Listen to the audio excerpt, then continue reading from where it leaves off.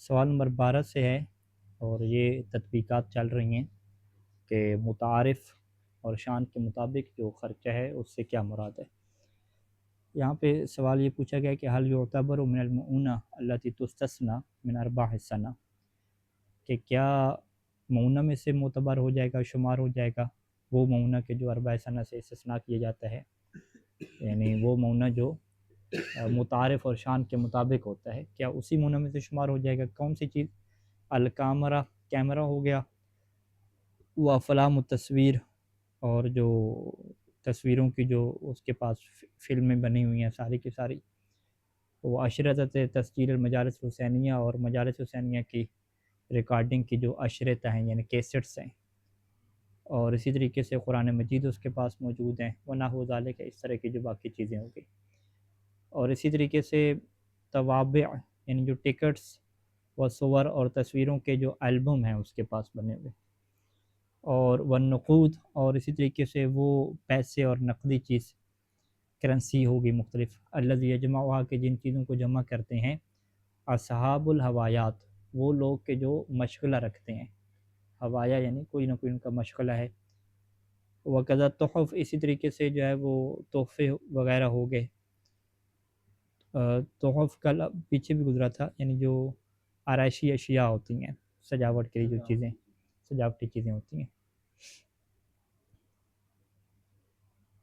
تو اس طرح کی جو چیزیں ہیں، مثلا جو انہوں نے کہا کہ مجالس حسینیہ کی کیسٹیں ہو گئیں، سیڈیاں ہو گئیں، آج کل کے زمانے میں یہ نہیں ہے، جب سے موبائل آیا ہے، پہلے ہوتی تھیں کہ سیڈیاں انسان کے پاس جمع ہو گئی ہیں، البم اس نے خریدے ہوئے ہیں نوحوں کے، مجالس کے، یہ چیزیں ہوتی تھیں۔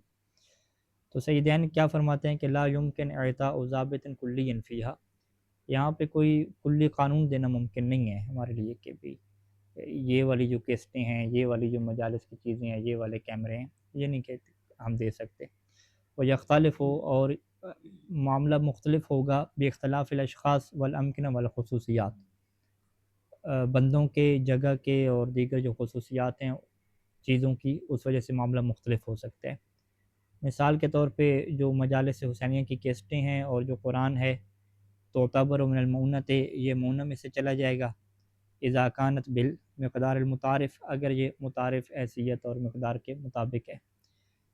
اور وہ جو اگلا اس نے پوچھا تھا کہ توابع، ٹکٹس کی جو البم ہیں اور جو نقدی کرنسی وغیرہ وہ جمع کرتے ہیں، التی یجمع اصحاب الہوایات، کے جو مشغلہ جو رکھتے ہیں، ایک بندے کا مشغلہ ہوتا ہے، اپنا شوق ہوتا ہے، شوق کی وجہ سے وہ چیزیں جمع کر رہا ہوتا ہے، تو وہ تو پہلے بھی گزرا ہے کہ وہ معونہ شمار نہیں ہوتا، وہ اضافی چیزیں شمار ہو رہا ہے، اس کا کوئی اس طرح کی کوئی ضرورت نہیں ہے معاشرتی۔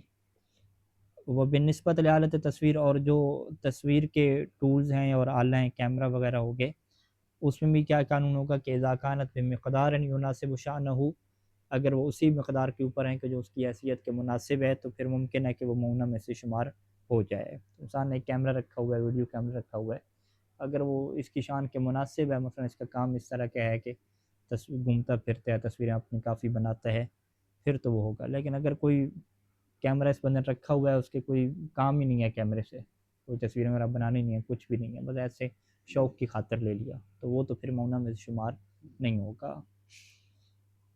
تو قانون یہی ہوگا کہ اگر وہ اس کی شان کے مطابق ہے اور حیثیت بنتی ہے کہ اس طرح کے یہ بندہ کیمرہ رکھے، پھر تو ٹھیک ہے۔ اگر اس کی ایسی کوئی حیثیت ہی نہیں ہے اس طرح کے کیمرہ رکھنے کی، کوئی شان اور کام بھی نہیں ہے اس کا، پھر تو وہ بچت میں سے شمار ہو جائے گی۔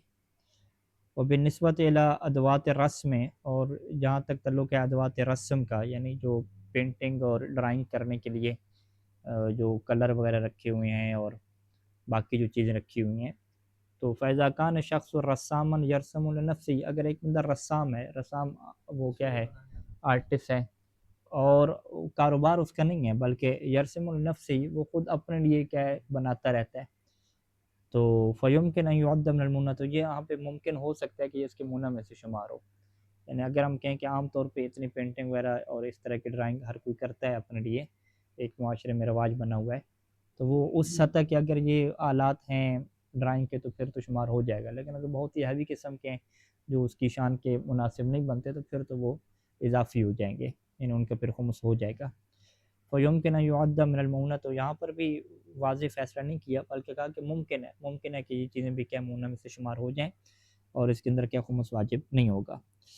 ولیکن اذا کانت حرفته الرسم، لیکن اگر اس بندے کا جو ہے وہ پیشہ ہو جائے رسم، تو پھر یہ کیا بن جائیں گے؟ فیعتبر من ادوات عملی، تو پھر تو اس کے عمل کے ادوات بن جائیں گے، اس کا جو عمل ہے اس کے یہ آلات بن جائیں گے، اور وہ پھر کون سی مونہ کی کیٹیگری میں چلا جائے گا جو پیچھے بیان کی تھی، تحصیل رب میں کیا چلا جائے گا، جس میں بدل باقی ہوتا ہے اس کی قیمت بھی ہوتی ہے۔ تو فیجب فیہ الخمس، تو پھر ان کے اندر کیا خمس واجب ہو جائے گا۔ وبالنسبت للتحف، اور وہ جو آسائشی سامان کے متعلق سوال ہوا ہے اس میں بھی ہم کہیں گے کہ اگر وہ بھی اتنی مقدار کے مطابق ہے کہ جو اس کی شان اور حیثیت کے مطابق ہے تو پھر یہ مؤونہ میں سے بن جائے گا۔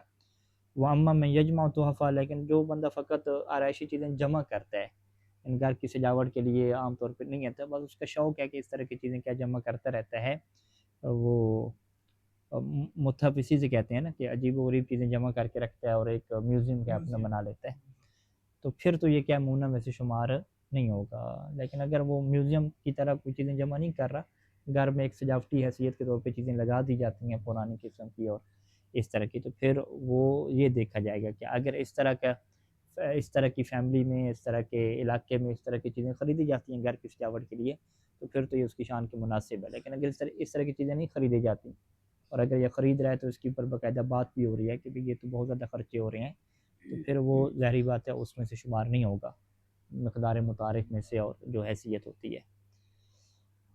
اچھا، اسی طریقے سے اگلا سوال ہے کہ کیا خمس واجب ہے ان شخصی تصویروں کے اندر کہ جس کو انسان اپنے محفوظ کر کے رکھتا ہے؟ موبائل وغیرہ آنے کے بعد تو یہ چیزیں بھی ختم ہو رہی ہیں، انسان پہلے کیا ہے البم وغیرہ بنا کے تصویروں کی بنا کے رکھتے ہیں اپنے لیے، تو یہاں پر بھی قانون ہوگا کہ اگر یہ اس کی شان کے مناسب ہے، جیسے اس کی اپنی تصویریں ہیں، اس کے اہل اقارب کی تصویریں ہیں، وہ جن شخصیات کو چاہتے ہیں ان کی تصویریں ہیں، اور اس طرح کے لوگ چیزیں رکھتے ہیں، تو پھر تو کیا ان کے اندر خمس واجب نہیں ہوگا۔ اچھا، کتابوں کا جو سوال ہے یہ اہم ہے، یہ ہمارے متعلق بھی ہو سکتا ہے۔ الکتب التی یشتریھا المکلف لحاجتہ، وہ کتابیں کہ جسے مکلف اپنی ضرورت کی خاطر خریدتا ہے۔ وقد لا یستخدمھا، کبھی حالات ایسے ہوتے ہیں کہ لا یستخدمھا، ان کتابوں کا کوئی استعمال نہیں ہوتا اثناء السنۃ، پورا سال اس نے اپنی لائبریری بنائی ہے لیکن پورا سال کیا ہے بہت ساری کتابیں وہ اثراً جو ہے وہ مطالعہ کے اندر آئی نہیں ہیں، تو کیا ان کتابوں کے اندر خمس واجب ہوگا یا نہیں ہوگا؟ تو یہاں پہ کچھ صورتیں جو ہے وہ بنا کے چیز کو واضح کر رہے ہیں کہ کون سی چیز جو ہے وہ مقدار متعارف میں جائے گی اور کون سی مقدار متعارف میں نہیں جائے گی۔ سب سے پہلے سیدین کیا فرماتے ہیں کہ الکتب التی لا یحتاج الیہ، وہ کتابیں کہ جس کتابوں کی اس بندے کو ضرورت نہیں ہے پڑھنے کے لیے، اس کتابوں کی ضرورت نہیں ہے۔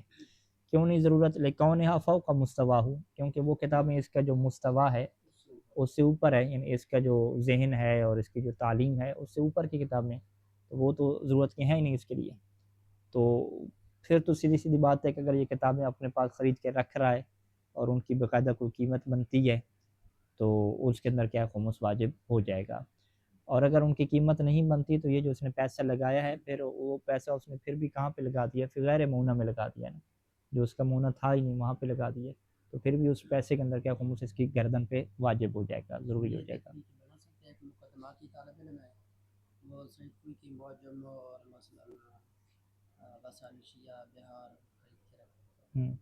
وہ پھر اسے کیا کہتے ہیں کہ ابھی مقدمات میں ہے اور اگلے کلاسوں کی یا بڑی کتابیں خرید رہا ہے، اس کے خریدنے کا مقصد کیا ہوتا ہے کہ یہ کتابیں معرض استفادہ میں ہیں۔ معرض استفادہ کیا مطلب کہ ان کا عنقریب کیا ہے استفادہ ان سے ہوگا، یہ پھر اگلی شک میں داخل ہو جائے گا، ٹھیک ہے۔ یعنی پہلی شک تو کیا بنے کہ مستوا سے زیادہ ہیں اور کوئی مستقبل میں کوئی استفادہ بھی نہیں ہونا، ٹھیک ہے، اس میں کوئی اتنی تعلیم، بس وہ کیوں رکھی ہیں یہ لائبریری بڑی بن جائے اور اس طرح کی چیزیں محفوظ ہو جائیں، تو پھر تو ان کتابوں کے اندر خمس واجب ہو جائے گا، بلکہ وہ جو پیسہ اس نے لگایا ہے اس پیسے کے اوپر بھی کیا خمس آنا چاہیے، کیونکہ پیسہ اس نے اپنے مؤونہ میں لگایا ہی نہیں ہے، جو پیسے انسان اپنے مؤونہ میں نہیں لگاتا ہے ایسے خرچ کر دیتا ہے تو اس کے اندر خمس واجب ہو جاتا ہے۔ اچھا، وَأَمَّا مَا كَانَ فِي مَعْرَضِ الِاسْتِفَادَہ، لیکن وہ کتابیں کہ جو استفادہ کے درپیش ہوتی ہیں لیکن ابھی سال نہیں پڑے گا لیکن عنقریب کے بعد میں پڑے گا، وَلَكِنَّهُ صَادَفَ، لیکن اتفاق کیا ہو جاتا ہے کہ عدم الاستفادۃ منہا، اس سے جو ہے وہ استفادہ نہیں ہوتا، تو یہاں پہ جو ہے اس کی دو قسمیں کرتے ہیں. فَإِنَّهُ إِنْ كَانَ مِمَّا، اگر وہ کتابیں ان کتابوں میں سے ہوں کہ مما یتیسر لہ الحصول علیہ، کہ وہ کتابیں کہ جن کو حاصل کرنا اس کے لیے متیسر ہوگا، آسان ہوگا، حاصل کرنا میسر ہوگا. ان کتابوں کو حاصل کرنا کب؟ عند طروء الحاجت علیہ، کہ جب اس بندے کو ان کتابوں کی ضرورت پڑے گی، یعنی جب اس کو ضرورت پڑے گی تو وہ کتابیں لے سکتے ہیں. من دون حرج و صعوبت معتدن بہا، بغیر کسی حرج کے، مشقت کے. وہی صعوبت اسی معنی میں آ رہا ہے. کون سی حرج؟ یعنی جو معتدن بھی حرج ہوتا ہے، یعنی اس کو سال بعد، 2 سال بعد، 3 سال بعد جب ان کتابوں کی ضرورت پڑے گی تو وہ کتابیں اس وقت بھی موجود ہوں گی، وہ اس وقت بھی خرید لے گا. اور اس وقت جو خریدے گا تو ایسا نہیں ہے اس وقت بھی زندگی اس کی مشکل ہو جائے گی، کوئی حرج اور مشقت میں پڑ جائے گا، ایسی کوئی صورتحال نہیں ہے. لیکن وہ ابھی چونکہ تھوڑی سستی مل رہی ہیں، وہ ابھی سے خرید کے رکھنا چاہتے ہیں، تو یہ پھر کیا ہو جائے گی، اس کی بچت ہو جائے گی اور اس کا خمس کیا دینا پڑے گا. تو اس صورت میں کیا لازم ہے؟ اخراج و خمس ہی، ان کتابوں کو خمس دینا لازم ہو جائے گا. وَإِن لَمْ يَكُنْ كَذَلِكَ، اور اگر اس طرح کی صورتحال نہ ہو تو وہ پھر ابھی کیوں خرید رہا ہے؟ اس لیے خرید رہا ہے کہ اس کو بعد میں ضرورت پڑنی ہے، اور بعد میں لینا اس کے لیے کیا ہو جائے گا؟ باعث حرج اور مشقت ہو جائے گا. تو فلا یبعد، تو پھر بعید نہیں ہے کہ سقوط الخمس عنہ، تو اس سے کیا ہے؟ خمس ساقط ہو جائے گا. آپ پریکٹیکل دیکھیں تو کیا کہیں گے آپ، کہ کوئی اس طرح کی صورتحال بنتی ہے کہ انسان کتابیں لے کے رکھ لے اور بعد میں جو ہے وہ حرج اور مشقت کے شکار ہونے کا بھی یقین ہو؟ ٹھیک ہے. تو یہاں پر بھی جو حرج اور مشقت کا ہونا چاہیے وہ اطمینان سے ہونا چاہیے. یعنی زندگی بڑی مشکل ہو جاتی ہے اور اتنے بڑے پیسے لگانا بعد میں. اکثر طلاب کے ساتھ ہوتا ہے نا کہ کتابیں لے لیتے ہیں، پھر یہاں پہ زندگی مطلب گھر چینج کر رہے ہیں، وہ کتابیں ادھر سے ادھر لے کر جا رہے ہیں، تنگ آ جاتے ہیں. نہیں اس معنی میں نہیں، سوال یہ ہے کہ اگر ابھی خرید کے نہیں رکھے گا، مثال کے طور پہ ابھی اس نے کتاب لینی ہے جو ابھی استفادہ نہیں کرے گا، مستقبل میں استفادہ کرے گا 2 سال بعد، 3 سال بعد، تو یہ سوال ہے کہ ابھی سے کتاب لے کے کیوں رکھ رہا ہے؟ وہ کہتا ہے کہ جی ابھی سے میں اس لیے لے کر رکھ رہا ہوں کیونکہ جب 2 سال بعد مجھے لینی پڑے گی نا کتاب، تو اس وقت میری زندگی بہت مشکل ہو چکی ہوگی، پیسہ وغیرہ ختم ہو چکا ہوگا، یا کتابیں مہنگی ہو چکی ہوں گی، یا یہ کتابیں ناپید ہو جائیں گی، ملیں گے نہیں اس ٹائم پہ، یہ نسخے بڑے شاذ و نادر قسم کے ہیں. تو اس وقت اگر ان کو لیا جائے تو بہت ہی اس وقت مشکل ہو جائے گا. ابھی آسانی سے مل رہی ہے چیز، لیکن اس وقت کیا ہے، زندگی بڑی مشکل ہو جائے گی اور ان کتابوں کو حاصل کرنا میرے لیے باعث حرج ہو جائے گا. اس طرح کا فرض ہے. اس طرح کے فرض میں پھر اگر 2 سال پہلے بھی کتابیں لے لینا تو خمس واجب نہیں ہوتا. لیکن اس کی ہم پریکٹیکل مثال ابھی دیکھ رہے ہیں کہ جن احباب کے ساتھ ہم رہ رہے ہیں، جس معاشرے میں ابھی ہم رہ رہے ہیں، وہاں پہ ہمیں کوئی ایسی صورتحال پیش نہیں آتی کہ ہم کہیں کہ جی ابھی وہ کتاب میں نہیں لے گا تو مستقبل میں. ظاہر بات ہے امکانات تو ہر چیز کے ہوتے ہیں، لیکن وہ آپ کہیں کہ بندہ مطمئن ہو کہ مستقبل میں جو ہے وہ اتنے حالات خراب ہو جائیں گے. کتابیں ہو سکتی ہیں جس میں عموماً پاکستان میں بینڈ ہوتا ہے، اور چوری چھپے جو ہے وہ جیسے 5 کسی نے سیٹ یا 10 سیٹ کسی نے چھپوا دیے، اب وہ لوگ چاہتے ہیں کہ ہم خرید لیں، جیسے وہ تحقیقی دستاویز ہے، اس میں پاکستان میں بینڈ ہے، تو وہ 200 سیٹ پہلے کسی زمانے میں چھپے تھے، تو ہر کسی کی کوشش تھی کہ میں اس کو خریدوں. تو وہاں پہ اگر وہ یعنی وہاں پہ اب کتابوں کی پر پابندی لگنے والی ہے یا پابندی لگ چکی ہے، تو ابھی وہ اگر کتاب حاصل نہیں کرے گا تو مستقبل میں اس کتاب کو حاصل کرنا اس کے باعث حرج ہو جائے گا. ٹھیک ہے، زندگی اس کی مشکل ہو جائے گی اگر ایسی کتاب اس کو نہیں ملی. ٹھیک ہے، یہ یعنی نہیں ملے گی تو کیا ہوگا، یعنی ہوگا کیا؟ مطلب یہ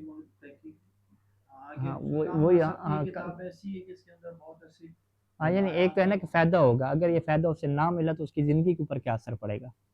یوں ہے نا، زندگی کے اوپر میرے خیال میں اثر کی بات نہیں ہے، یہ ہے کہ یا وہ ایسی چیز ہے کہ بعد میں ناپے تو مشکل سے اس کو، وہی نا، مشکل سے حاصل کرنا اس کا مشکل ہو جائے گا نا. اب ہم یہ کہ حاصل کرنا کیا اس کا ضروری ہے یا ضروری نہیں ہے، یہ بحث ہے نا. وہ اگر حاصل نہیں کرے گا تو کیا اس سے، اگر ایک مثال کے طور پر کوئی مناظرے والا شخص ہے، اس کے لیے تو حاصل کرنا ضروری ہے، وہ محتاج ہے اس کتاب کی طرف. مثلا جو مناظرہ کرتا ہے، ہم لوگ اب اس عنصر سے اگر اس کو دیکھیں تو اس کے لیے ضروری ہے کہ وہ اس کتاب کو پڑھے، اور اگر نہیں پڑھے گا تو پھر وہ اپنی فیلڈ جو مناظرہ کیا وہ ڈسٹرب ہو جائے گی، اور وہ معلومات نہیں ہوں گی، اس طرح وہ اپنی فیلڈ میں کیا ہے مشکلات کا شکار ہو جائے گا. یعنی اس طرح کے ہمیں بہت کم کیا ہے موارد، نادر موارد.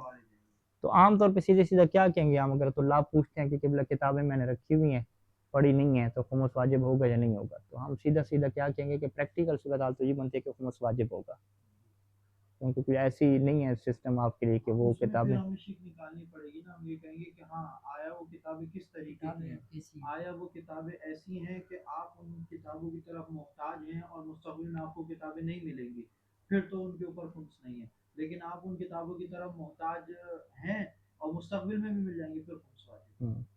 یہ دو کنڈیشنیں بنانی پڑیں گی. ہاں وہ احتیاط وغیرہ بنانی پڑے گی، احتیاط بنانی پڑے گی، اور مستقبل میں نہیں ملیں گی وہ کتابیں. تو اس طرح کی کتابیں تو نہیں ہوتی نا. ہم ابھی پریکٹیکل بات کر رہے ہیں جو رکھی ہوئی ہیں کتابیں، یہی احادیث کی کتابیں ہوتی ہیں، تاریخ کی، مصائب کی شروحات ہو گئیں، کوئی خاص کوئی علمی تحقیقی لوگوں کا تو بات نہیں کر رہے ہیں، عمومی جو سوالات. اچھا اگلا یہ ہے کہ لو اشترت الزوجۃ بیتا وسکنت فیہ ہی مع زوجہا، بیوی نے جو ہے وہ گھر خریدا، بیوی اس گھر کے اندر رہ رہی ہے اپنے شوہر کے ساتھ، تو کیا اس کے اندر خمس واجب ہو جائے گا؟ ام یعد من مؤنتہا، یا یہ بیوی کا اپنا مؤنہ شمار ہوگا تاکہ اس کے اندر کیا خمس واجب نہ ہو. یعنی اصل میں گھر دینا کس کی ذمہ داری ہے؟ شوہر کی ذمہ داری ہے. ٹھیک ہے، تو یہاں پہ سوال کا جواب کیا ہوگا کہ اذا لم یکن الزوج قادرا علی الشراء، اگر شوہر کے پاس قدرت نہیں ہے گھر خریدنے کی، بحیث عد ذلک من مؤنۃ الزوجۃ، اب شوہر کے پاس گھر ہے نہیں، وہ خرید نہیں سکتا، بیوی جو ہے وہ خرید سکتی ہے، تو اب اس صورت میں وہ بیوی کا کیا بن جائے گا؟ اپنا مؤنہ بن جائے گا، کیونکہ اسے یہ مؤنہ چاہیے تھا شوہر کی طرف سے، وہ اسے ملا نہیں ہے. اب ملا نہیں ہے تو اب بیوی اپنا لگائے گی اس کے اوپر، جب اپنا لگائے گی تو اب ہم کیا کہیں گے؟ یہ بیوی کا اپنا مؤنہ ہو گیا. عرف میں لوگ کیا کہیں گے کہ یہ تو اس سے خرچہ کرنا چاہیے، بیوی کے پاس پیسہ بھی ہے تو اپنا گھر تو لے لے. ٹھیک ہے، شوہر اگر نہیں لے سکتا تو اپنا گھر کیا لے لے. تو پھر اس صورت میں کیا ہے، چونکہ یہ زوجہ کا اپنا مؤنہ شمار ہو جائے گا تو اس کے اندر کیا خمس واجب نہیں ہوگا. لیکن اگر شوہر لے سکتا ہے اور یہ شوہر کو کہتی ہے کہ آپ بچت کریں اپنی، آپ نہ لیں، خرچہ نہ کریں، آپ اپنے پیسے بچائیں، تو میرے پاس پیسے پڑے ہیں تو میں کیا ہے وہ لے لیتی ہوں گھر، اس میں ہم رہیں گے، تو اس صورت میں پھر یہ خاتون کا مؤنہ شمار نہیں ہوگا، پھر خاتون کے اوپر کیا ہے خمس واجب ہو جائے گا، اور شوہر کا چونکہ پیسہ بچا ہوا ہے تو اس کے اوپر بھی واجب ہو جائے گا، ڈبل واجب ہو جائے گا. ٹھیک ہے، اگر خاتون گھر نہ لیتی تو پھر خاتون کے اوپر فقط واجب ہوتا اس کے پیسے کے اوپر، اور شوہر گھر لے لیتا تو اس کے اوپر واجب نہ ہوتا چونکہ اس کا مؤنہ بن جاتا. لو اشترى المؤمن کفنا وعده لحین موتی، اگر ایک مومن نے کفن خریدا اور اسے اپنے لیے تیار کیا نا، اپنے موت کے لیے، تو کیا اس کے اوپر واجب ہے اس کا خمس نکالنا جب خمس کا سال آ جائے؟ ٹھیک ہے، اب یہ جو خمس کا سال آنا ہے نا، یہ دو طرح سے آ سکتا ہے. ایک تو وہی ہے جو اس کی خمس کی تاریخ ہے اپنی، اور دوسرا کیا ہے کہ اگر وہ صاحب المینہ نہیں ہے تو پورا سال کیا گزر جائے اس کفن کو خریدے ہوئے. تیسرا ایک اور فقہ میں آپشن کیا ہوتا ہے کہ جس دن انسان مرتا ہے تو اس کے مرنے سے وہ سال کیا ہوتا ہے؟ ختم ہو جاتا ہے نا، وہی خمس کا سال آ جاتا ہے. ٹھیک ہے، اب یہ پیسہ اس نے جو کفن کے اوپر جو پیسہ اس نے لگایا تھا وہ پیسہ مال مخمس نہیں تھا، تو اس کا قانون کیا ہے کہ جس دن یہ بندہ مرے گا تو اس کفن کا کیا خمس دینا پڑے گا نا، کیونکہ اب خمس کا کیا سال آ گیا. ٹھیک ہے، اکثر لوگ خمس نہیں نکالتے، تو جب مرتے ہیں تو ان کے جتنے بھی کفن وغیرہ اس چیز پہ جتنے بھی اخراجات ہوتے ہیں، مردے کو دفنانے سے پہلے اس کا خمس نکال دیتے ہیں کہ بھائی یہ مخمس مال سے اس کو کفن دیا جائے.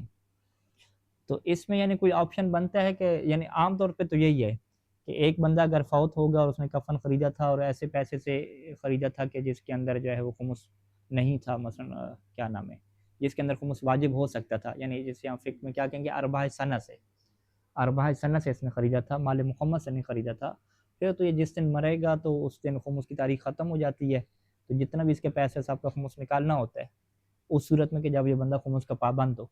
ٹھیک ہے، پابند نہ ہو تو پھر صحیح ثانی کے مطابق یہ ہے کہ وہ حلال ہے دوسروں کے لیے اور خمس نکالنا واجب نہیں ہے. ٹھیک ہے، تو اب یہاں پہ کیا ہے کہ خمس نکالنا جب واجب ہو جائے گا تو وہ پہلے ہم خمس نکالیں گے، اس کے بعد کیا ہے اس میت کو وہ کفن دیں گے، کیونکہ سال کیا اس کے اوپر پورا ہو گیا اس کے مرنے کی وجہ سے. تو کیا کوئی ایسی صورتحال ہے کہ اس کفن کا ہمیں خمس کیا نہ نکالنا پڑے. تو وہ پھر صورت یہی بنے گی کہ اگر یہ کفن اپنی زندگی میں ابھی نہیں لیتا تو اس کے اوپر کیا ہوگی؟ تنقید ہوگی.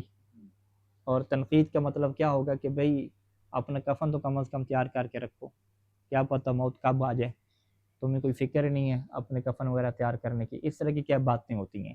اور رواج اس معاشرے میں کیا بنا ہوا ہے کہ ہر کوئی اپنا کفن تیار کر کے رکھتا ہے، جو تیار کر کے نہ رکھے تو اس کے اوپر کیا تنقید ہوتی ہے.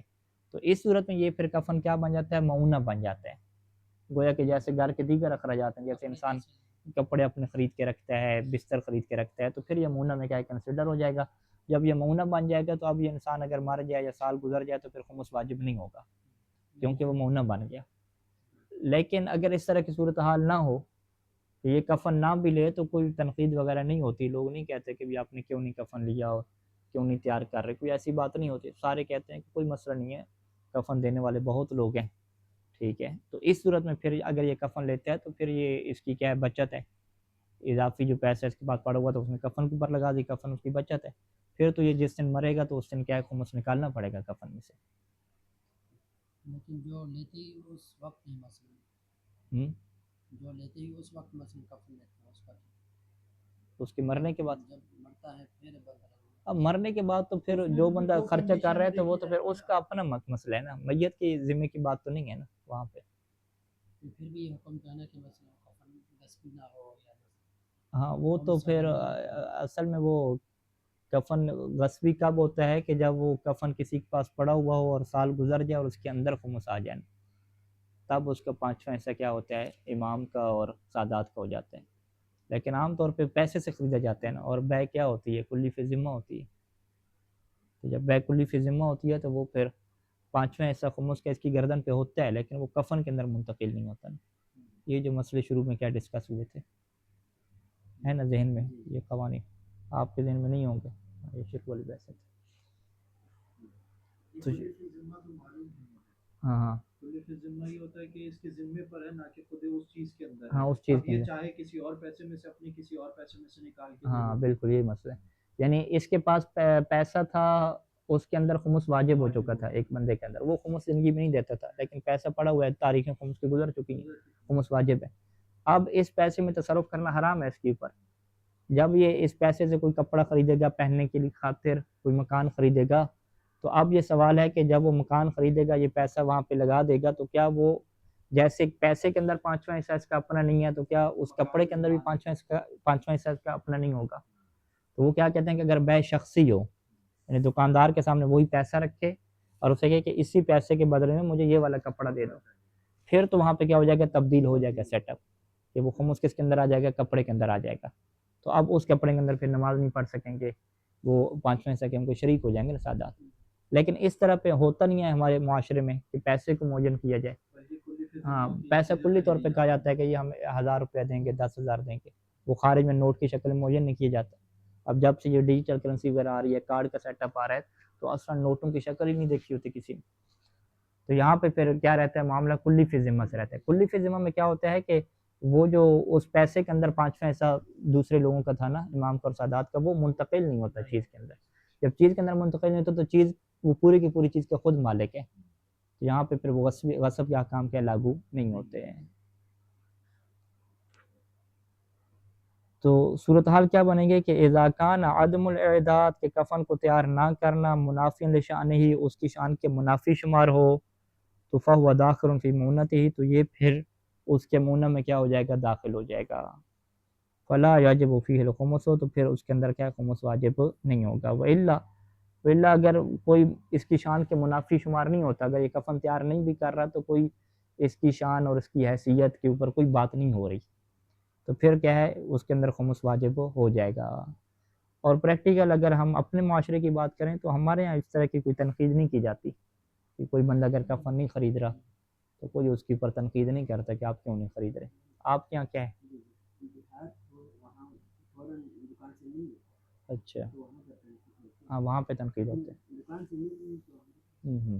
یعنی گاؤں دیہات وغیرہ ہے جہاں پہ کفن کی دکانیں نہیں ہیں، فوراً نہیں ملتے. اچھا وہاں پہ اگر ایک بندہ کفن تیار کر کے نہیں رکھ رہا اپنا، لیکن اس کی اولاد وغیرہ نے اگر تیار کیا ہوا ہے باقیوں نے، تو پھر وہی بات ہے گی نا کہ اگر اولاد جو ہے وہ اپنے والدین کے لیے کفن خرید کے رکھ رہی ہے تو وہ پھر ان کا بھی مونی شمار ہو جائے گا نا، کیونکہ اپنے والدین کے لیے، دوستوں کے لیے تیار کر کے رکھنا وہ مونی شمار ہوتا ہے نا، کہ عند الحاجہ جب ضرورت پڑے گا تو فوراً نہیں ملے گا، تو ابھی سے تیار کر کے رکھا گیا. تو ہر گھر والے کیا ہے 2-3 کفن 4 کفن رکھتے ہیں تیار کر کے، تو وہ پھر مونی شمار ہو جائے گا، کیونکہ اس کفن کو تیار نہ کرنا شان کے منافی شمار ہوتا ہے. اب جیسے کربلا کا کفن ہم لوگ پاکستان لے کر جاتے ہیں اور رکھتے ہیں، تو یہ میرے خیال سے شاید مطلب یہی سمجھا جاتا ہے کہ معونن میں آ گیا یہ، یعنی ہر کسی کے یہاں موجود ہوتا ہے اس کے لیے. نہیں اگر اگر نہ وہ ہو تو بہت عجیب سا سمجھاتے ہیں، تمہارے پاس کربلا کا کفن نہیں ہے، یا تم نے اس کو کربلا کا کفن نہیں دیا، کیوں نہیں ہے تمہارے پاس کربلا کا کفن؟ مطلب لوگ باتیں کرتے ہیں اس حوالے سے، پھر لوگ اپنی طرف سے دیتے ہیں کہ بھائی تمہارے پاس نہیں، چلو ہم دے رہے ہیں. مطلب لوگ اس چیز کو محسوس کرتے ہیں، بولتے ہیں یار کربلا کا کفن نہیں ہے تمہارے پاس.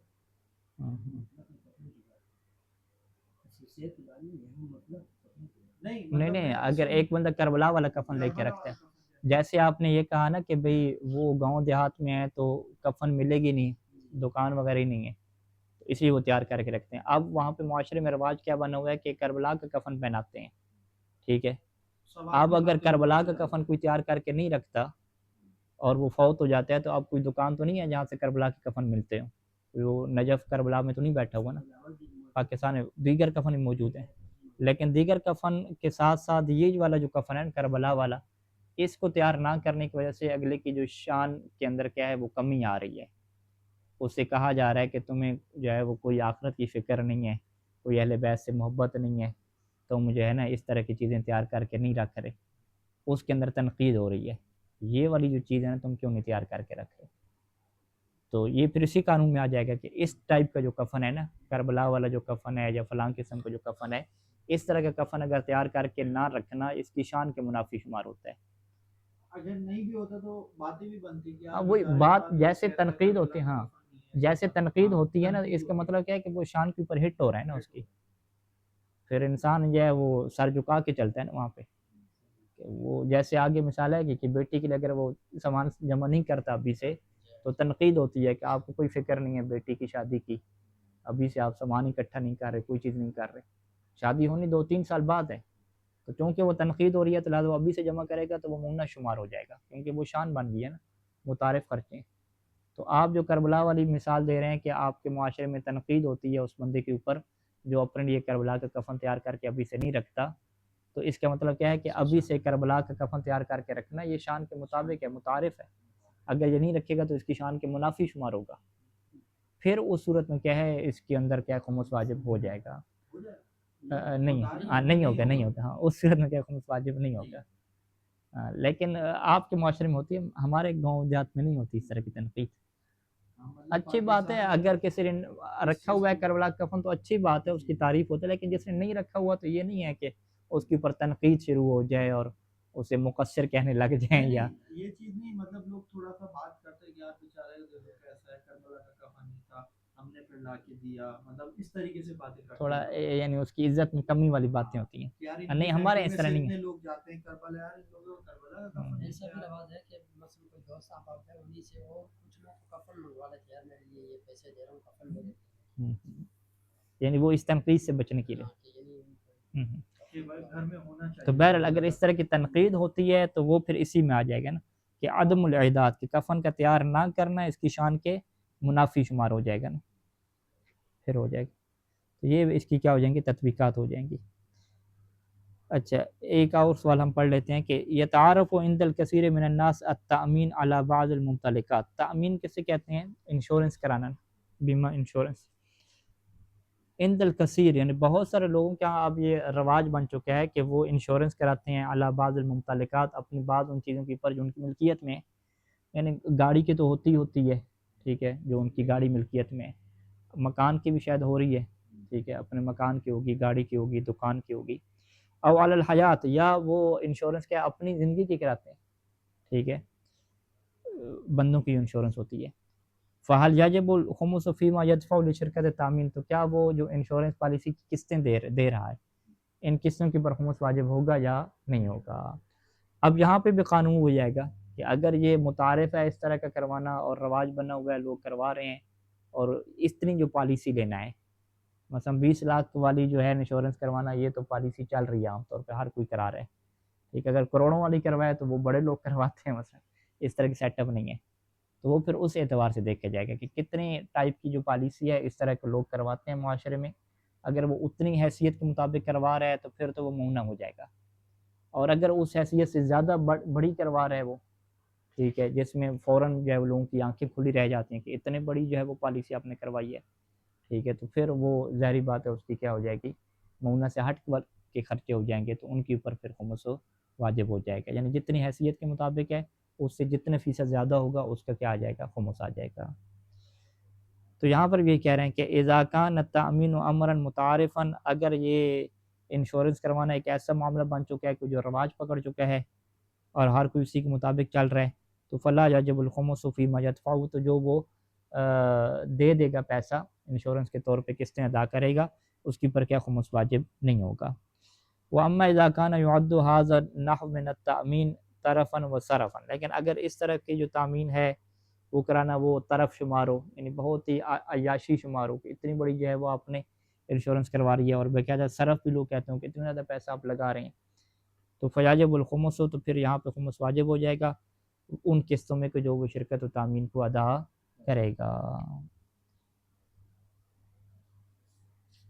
صلی اللہ علیہ محمد وعلیہ اجمعین.